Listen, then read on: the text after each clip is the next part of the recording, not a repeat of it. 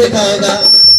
हे राजा जी एक रे का रहल जरूरत मारूरत खूब सूरत हो। हे राजा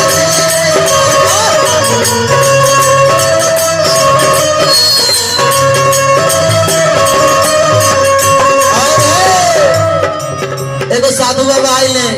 साधु बाबा का कहता ने धर्मेंद्र जी, हरे की बबुआ हमारे महाराज है कि राजा धीराज है। इधर आओ।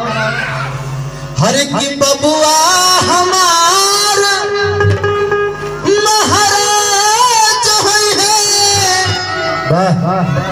ये राजा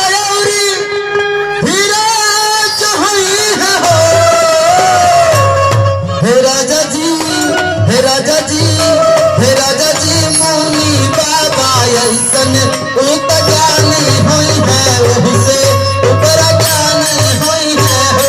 हे राजा जी सीतारा